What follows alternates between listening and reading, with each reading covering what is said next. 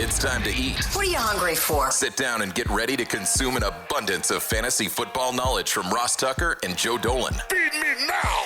I'm starving. On the Fantasy Feast Eating Podcast.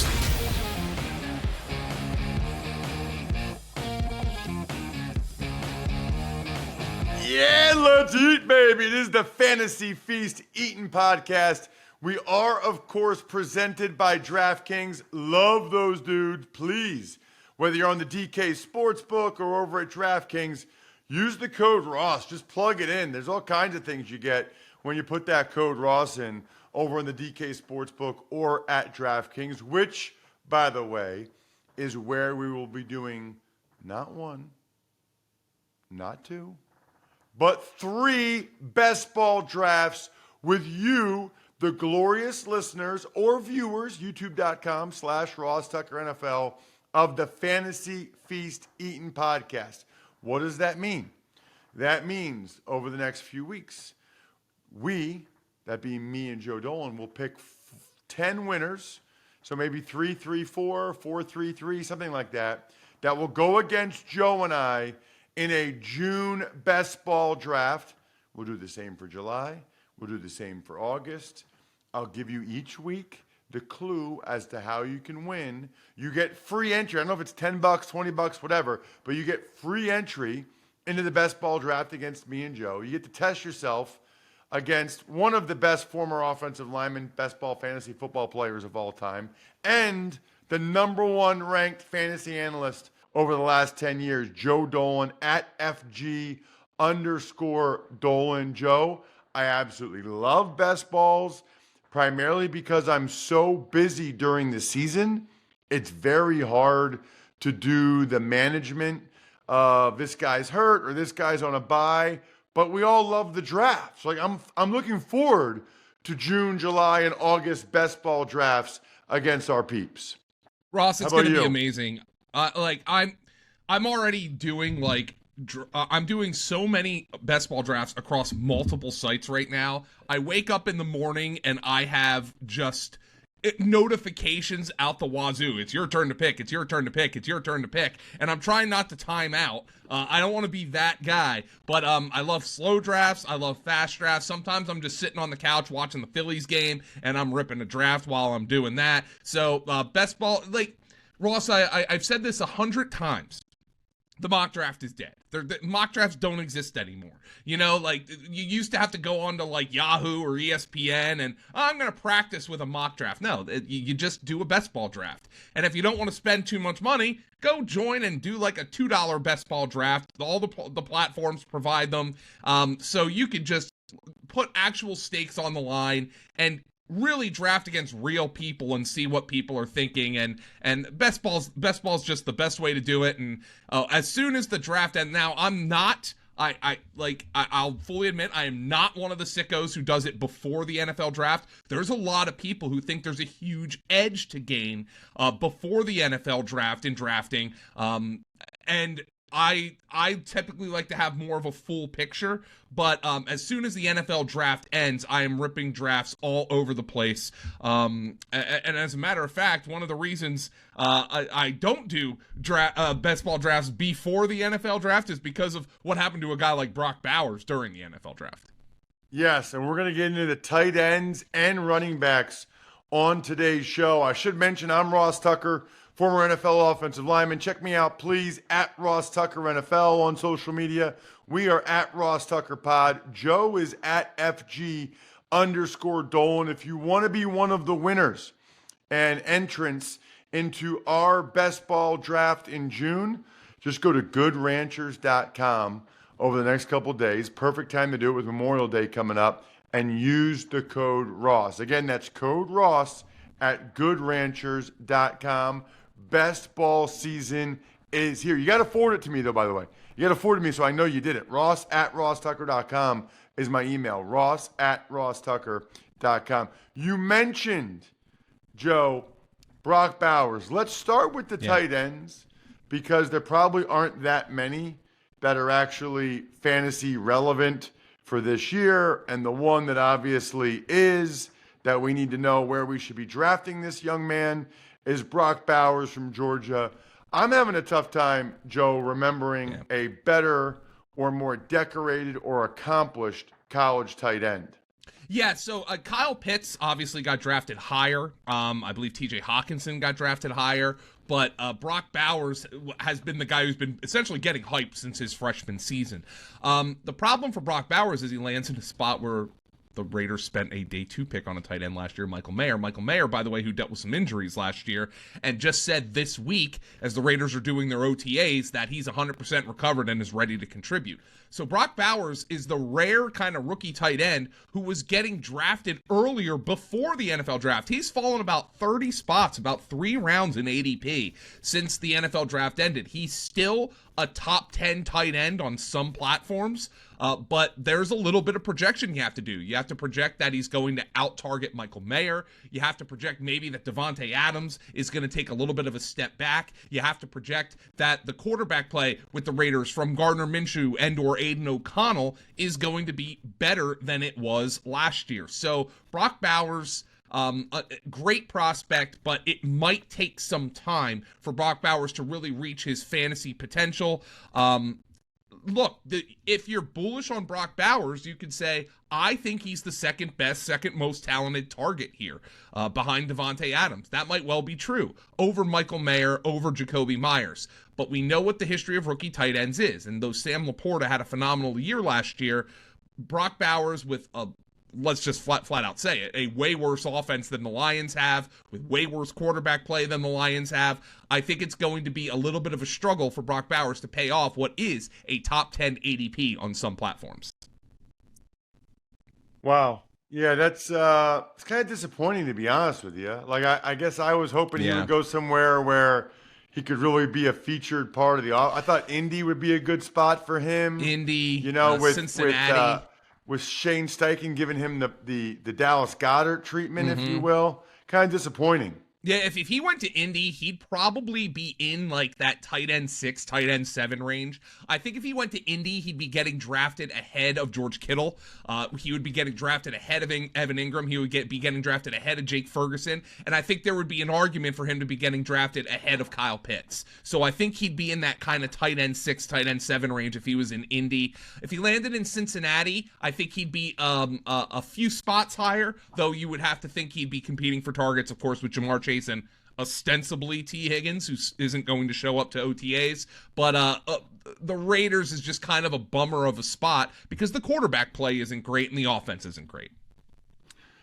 Any other tight ends that are worth talking about, Joe? I mean, Ben Sinnott got drafted by the Commanders in the 2nd round. So there's only 2 other rookie tight ends who are essentially being drafted as tight end 2 or 3. Type of guys. Ben Sinnott is the one with the Commanders, and this is a guy who was good at the Senior Bowl. He has he's got a big chance to earn a role. Zach Ertz is 34. Zach Ertz couldn't really run after the catch when he was 24. Well, now he's 34. So Zach Ertz is a catch and fall down kind of tight end. Sinnott led Kansas State in receiving last year, and he was phenomenal after the catch.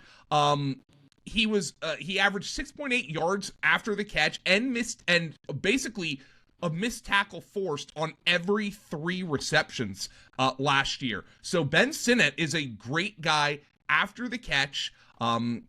He's getting drafted, though, as a mid to high tight end 2 on some platforms. So you're not getting a discount on Ben Sinnott. You're not getting the rookie tight end discount on him, but he's the other guy who is very interesting to me in redraft leagues. And if you're looking at dynasty leagues, I think other people are most excited about Jatavion Sanders with the Carolina Panthers. But it's an uphill climb for Jatavion Sanders to be relevant as a rookie, especially in an offense where, I mean, we're just not sure how good Bryce Young is. He was the guy, Sanders, that some people really liked as a receiving threat and talked about. I'll be curious to see how some of these other guys play out. Theo Johnson with the Giants out of Penn State is very talented. You know, Tip Ryman from Illinois got drafted by the Cardinals in the 3rd round, thought of as more of a blocker. So we'll see. Jared Wiley went to the Chiefs. It's usually a pretty good place to go to. How about the Bengals actually drafting not 1 but 2 tight ends, Eric All and Tanner McLaughlin? Yeah, which is All I like a interesting. lot. I think All is a guy. Mike Gesicki's only on a 1-year deal. Eric All's dynasty value is one. I think he's an underrated dynasty asset right now. All right, so let's get to the running backs now, Joe. And this is super interesting.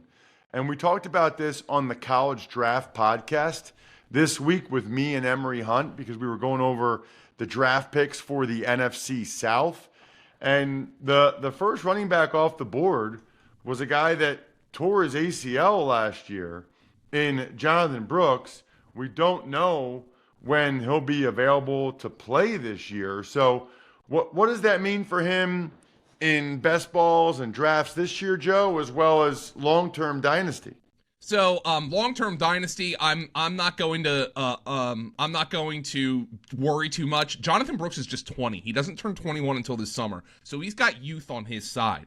In terms of best ball drafts, people aren't really all that worried either. Now, I think there is a little bit of a discount built in because of the ACL tear, because a guy who presumably has the wide open opportunity that Jonathon Brooks has. Look, Miles Sanders was a disaster on his first year in that contract with Carolina, and I'm wondering if Carolina is going to look to ship him to Dallas or another team that might be looking for a veteran running back during training camp just to unload that contract. Chuba Hubbard's just a guy. I mean, he at least gave them something that Miles Sanders didn't last year, but they really need some explosiveness in the backfield. Jonathon Brooks is carrying around an 7th, 8th round ADP in best ball. I would think that would be 4th or 5th round if he wasn't injured and landed in the exact same spot. So there's a few round discount here.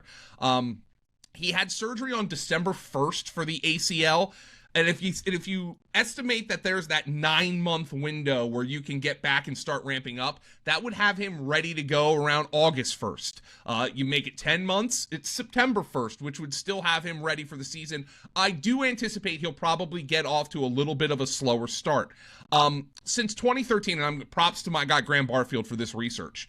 Since 2013, a total of 27 running backs were selected in the 2nd round and played at least 4 games in their first season. Among that group of 27, 44% of those running backs scored inside the top 24 for fantasy football. So there's basically a coin flip chance that a 2nd round running back is going to provide you a start-worthy fantasy football running back as a rookie.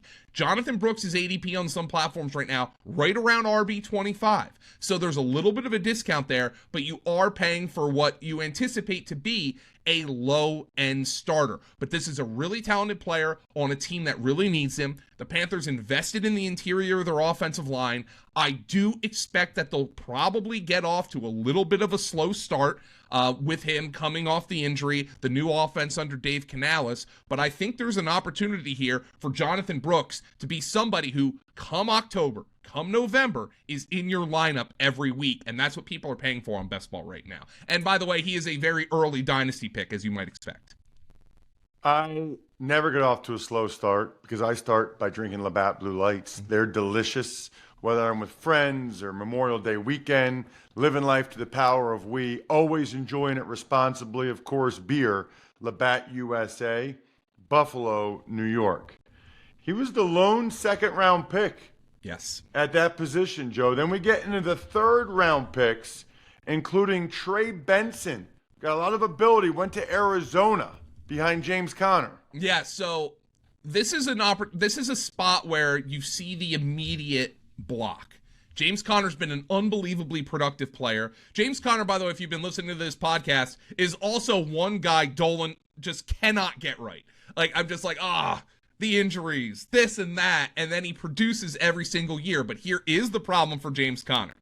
He's never played a full season. In his 3 seasons with the Arizona Cardinals, he's missed a total of 10 games. He's missed 4 games in each of the past 2 seasons. And now James Conner is entering his age 29 season, and his body is probably more like 35. So that's the worry with James Conner. Trey Benson probably does not have an immediate path to relevance, but those injuries with James Conner, it gives you pause here. So Trey Benson is actually getting drafted just 3 spots after James Conner at the running back position. So there is a lot of hype on Trey Benson maybe coming in and James Conner getting hurt and James Conner passing the torch. There's opportunity here for Trey Benson, who arguably was the most talented player in this backfield. His spot long-term is absolutely fantastic. He's somebody who really had success in gap scheme in college. The Cardinals run quite a bit of that. So I think Trey Benson long-term is going to be somebody who is going to end up being a fantastic fantasy pick. It could be as soon as this year if James Conner ends up having injuries. I think Trey Benson will be the backup to start the year, but he is the guy who would benefit massively if James Conner were to go down and could throw in some RB1 weeks if need be. We got to talk, Joe, about Blake Corum and the Rams, especially after this news came out yesterday that Kyren Williams, we don't get news that often this time of year that's very relevant for fantasy football, but Kyren Williams missing the entire offseason program for the Rams with what they're calling a foot injury. I saw some people say they do expect him back for training camp. I'm typically of the mindset that, yeah, I'll believe that when I see it. They always kind of err on the side of trying to say it's not a big deal. Then you get to training camp, and sometimes it's like, just a week or two. Then you keep going. What's your level of Kyren Williams concern, Joe, after what he did last year, and what does it mean for Blake Corum? By the end of the year, by the way, Kyren Williams was like basically 90% Christian McCaffrey. He was a league winner to the maximum. But here is the problem. The guy cannot stay healthy. And he has a history of foot problems as well. He broke his foot in June OTAs in his rookie season. He had a high ankle sprain in week 1 of 2022, which was his rookie season. So he made it back from a foot injury and then came down with a high ankle sprain. And then he had a high ankle sprain in week 6 of last season.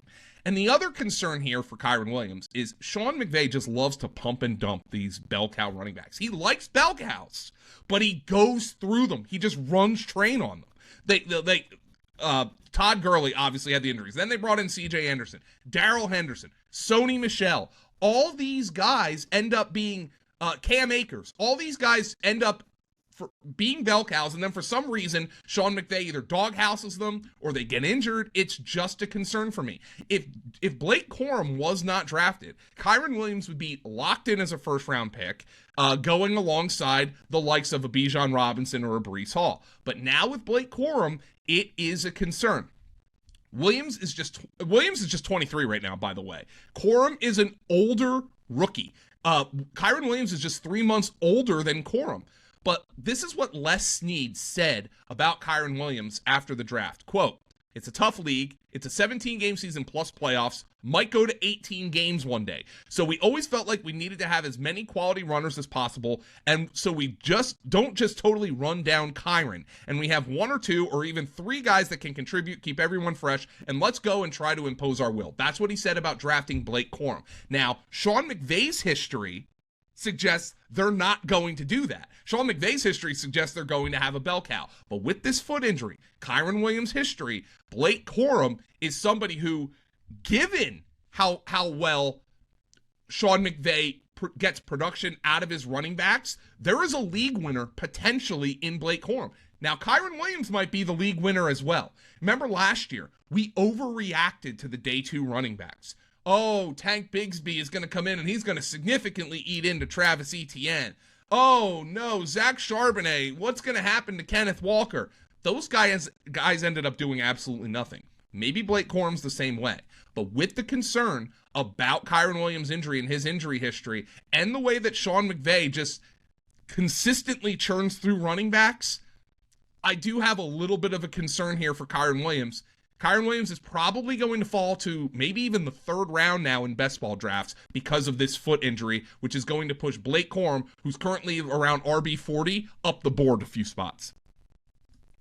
Joe, what about MarShawn Lloyd? He's the next back that went off the board on day 2.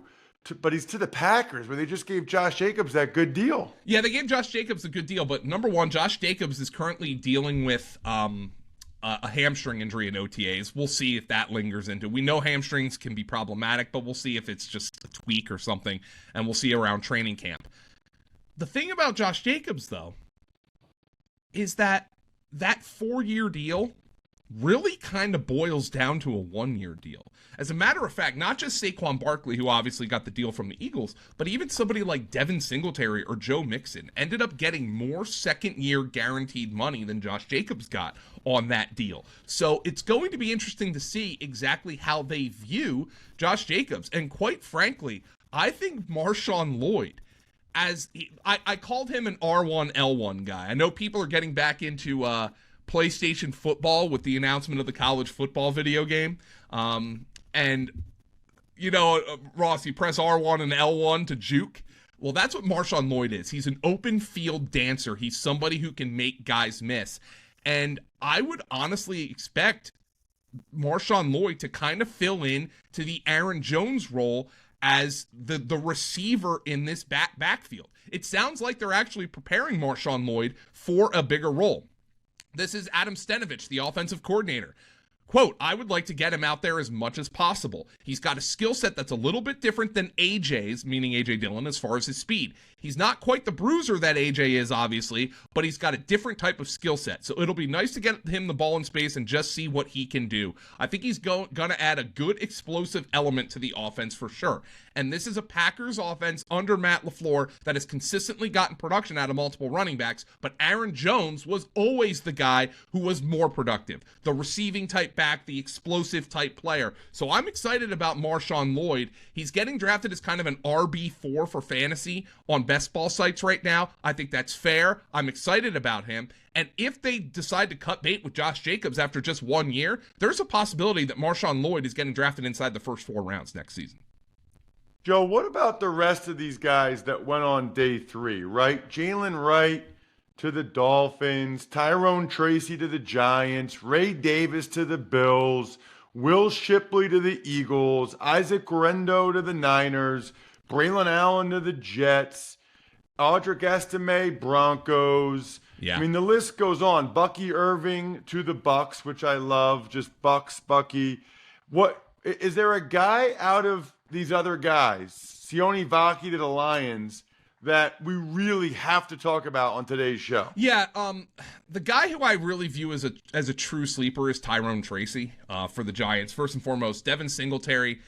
He's a between the tackles kind of grinder. They call him motor because he never stops going, but he's never been a particularly explosive receiver. Tyrone Tracy is a converted wide receiver who literally told reporters, I just spoke to Dan Duggan of The Athletic about Tyrone Tracy, and he said that Tyrone Tracy basically admitted to reporters, if I didn't convert to running back, I wouldn't be in the NFL.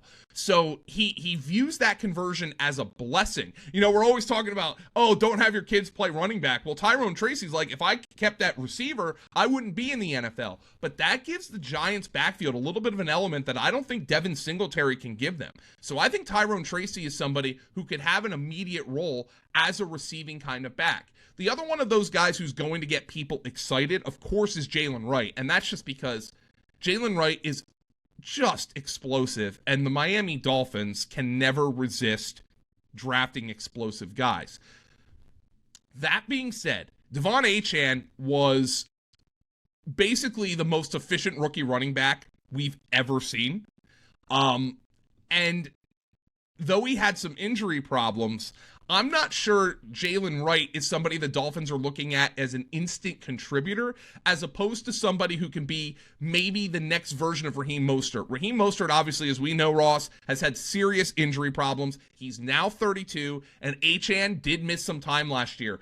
I know people are excited about Jalen Wright in this offense, but I wonder if he's one of those guys we might be overreacting to the way that we did last year to Tank Bigsby and Zach Charbonnet. It does give me some pause with Achane, but Jalen Wright, I think they just viewed as a guy they've had they had serious value on the board, and Raheem Mostert's now 32, and they wanted somebody behind him. Listen, Raheem Mostert's on today's Ross Tucker Football Podcast. He's one of my 5 favorite players in the NFL. So they're definitely overreacting to Jalen Wright. Mostert's going to ball out again this year. Crazy combo of speed and power. I think Jalen Wright's there in case somebody gets banged up or just to get ready for 2025 if they move on from Mostert at some point. He's Joe Dolan. He's the man at FG_Dolan. I'm Ross Tucker. Already can't wait to announce the winners for the best ball contest next week. Get your GoodRanchers.com code Ross entries in ASAP. I'm stuffed. We're done. Thanks for tuning in to Fantasy Feast. Make sure to also check out the Ross Tucker Football Podcast, Even Money, and College Draft, all on the DraftKings Network, YouTube, or subscribe to the podcast on your favorite platform.